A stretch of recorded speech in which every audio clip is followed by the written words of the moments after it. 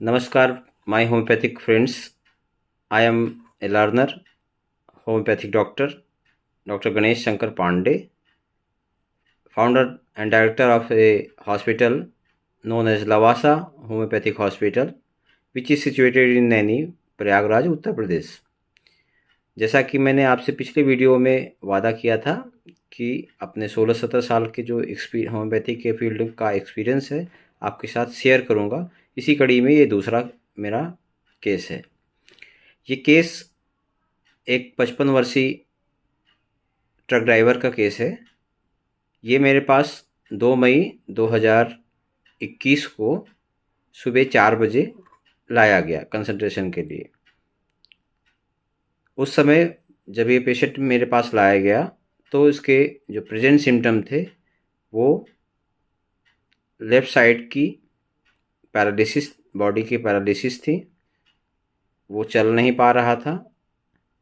उसको 2 लोग उठा करके मेरे चैम्बर में ले आए। तब मैंने कंसल्टेशन शुरू किया।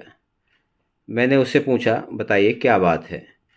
पेशेंट ने कहा, सर ये हाथ उठाने में दिक्कत हो रही है, पैर उठा नहीं सक रहे हैं और बोल कुछ रहा हूँ, निकल कुछ रहा है, बोलने में भी दिक्कत हो रही है, यही दिक्कत है और कुछ नहीं। तो मैंने इनसे, उनके अटेंडेंट से पूछा कि इनके नेचर के बारे में कुछ बताइए। तो उनके अटेंडेंट ने बताया कि ये बहुत बातूनी हैं, ये दिन भर बात किया करते हैं, घूम घूम के बातें करते रहते हैं और इनको नहाना भी पसंद नहीं है, गंदे कुचैले से रहते हैं, गंदे मैले कुचैले से रहते हैं, यही इनकी आदत है। और इनको मीठा बहुत पसंद है खाने में। तो इन सिम्टम के आधार पे मैंने उस समय इनको मेडिसिन दिया, लेकिन उस मेडिसिन ने काम नहीं किया। मैंने इनको कहा कि ये आपके जो ये सिम्टम है, आपको ब्रेन स्ट्रोक आया हुआ है और आप बहुत सीरियस कंडीशन पे हैं, इसलिए आपको भर्ती करना पड़ेगा। पेशेंट ने कहा, सर इसके पहले मैं कई पेशेंट आपके पास ले आ चुका हूँ और आपने उनको दवा दिया और दवा से ही वो ठीक हो गए, इसलिए आप मुझे भी दवा दीजिए, मैं दवा से ठीक हो जाऊंगा, मैं भर्ती नहीं होना चाहता। मैंने पूछा, क्यों आप भर्ती नहीं होना चाहते हैं? कहे, नहीं अब मुझे भर्ती नहीं होना है, मैं ठीक हो जाऊंगा, मैं जानता हूं कि मैं आपकी दवा से ठीक हो जाऊंगा। बार बार मैंने उनको कहा कि आप भर्ती हो जाइए, लेकिन वो माने नहीं। फिर मैंने सीटी स्कैन लिखा हेड का और बोला कि आप इसको करा करके हमें, ठीक है आप नहीं भर्ती होते हैं तो आप रोज़ दिखाते जाइए। फिर वो पेशेंट चले गए, लेकिन उसमें कोई ख़ास इम्प्रूवमेंट नहीं हुआ। अगले दिन 3 तारीख को रात में 9 बजे वो पेशेंट मेरे पास फिर से सीटी स्कैन की रिपोर्ट के साथ में आए। सीटी स्कैन की रिपोर्ट में लिखा हुआ था राइट बेसल गैंग्लियनिक एक्यूट इंफार्क्ट, ये कंडीशन थी उनकी। और इस टाइम वो काफ़ी डरे हुए थे और हमसे रिक्वेस्ट करने लगे, सर प्लीज़ भर्ती कर लीजिए।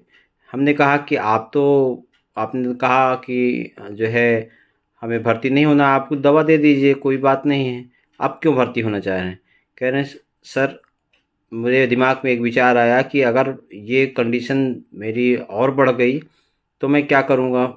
मेरे मुझको ये कंडीशन बढ़ती समझ में आ रही है और पूरे शरीर में अगर ये हो गया तो मैं क्या करूँगा, इसलिए आप मुझे भर्ती कर लीजिए।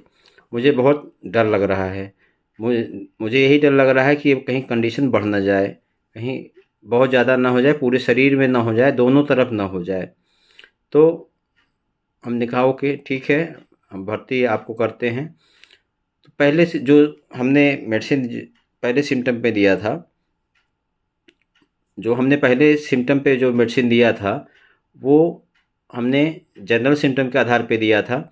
उस समय हमने सिम्टम लिए थे bathing, aversion to bathing, loquacity, heedless, food and drink में स्वीट डिजायर।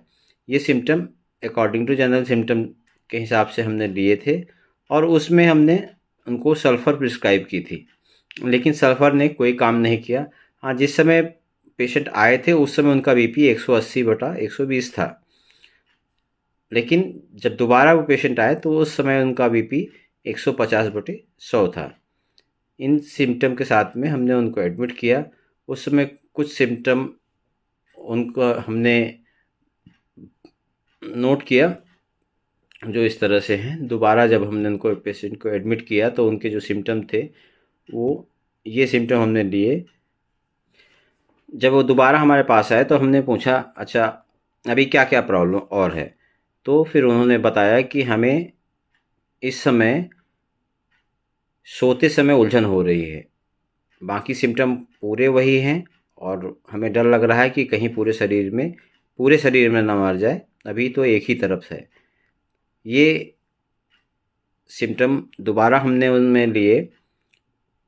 लोकेसिटी, माइंड के सिम्टम में लोकेसिटी, माइंड में स्पीच इनकोहेरेंट, माइंड में heedless, mind symptom he fear extravagance of. यही जो फियर एक्स्ट्रावेगेंस है, यही मेरा मेन रूब्रिक था इस केस को क्रैक करने में। माइंड में एंजाइटी स्लीप ड्यूरिंग और माइंड में danger, no sense of danger. No sense of danger इसलिए क्योंकि उनको मैं इस बीमारी के बारे में बताया और सभी लोगों को पता है कि लकवा एक बड़ी बीमारी है, लेकिन उनको कोई डेंजर का एहसास नहीं हो रहा था। बिल्कुल नॉर्मल थे और बोल रहे थे हमको दवा दे दीजिए, हम घर में ठीक हो जाएंगे। हम बार बार उनको समझा रहे थे, नहीं ये आपकी डेंजरस बीमारी है, इसलिए आपको यहाँ हॉस्पिटल में केयर में रहना चाहिए, लेकिन नहीं माने। इन सब सिम्टम के आधार पे ओपीएम मेडिसिन सेलेक्ट हुई और ओपीएम ने मिरेकल किया। ओपीएम 30 की रिपीटेड डोज हमने दी और 3 दिन तक उनको एडमिट किया। 3 दिन बाद 7 मई 2021 को उनको हमने डिस्चार्ज कर दिया। घर जाकर वो पूरी तरह से 1 महीने में फिर से ट्रक अपनी ड्राइविंग करने लगे। उन्होंने हमसे पूछा था कि आप कब तक में अपना काम फिर से कर सकेंगे? तो मैंने कहा था कि 1 महीने लगभग में आप अपना काम करने लग जाएंगे और भगवान की कृपा से वो 1 महीने में ही अपना ट्रक जो झांसी ले जाया करते थे, इलाहाबाद से झांसी ले जाते थे, ऑक्सीजन सप्लाई करते थे, वो फिर से करने लगे। तो ये होम्योपैथी ही कर सकती है और कोई पैथी नहीं कर सकती।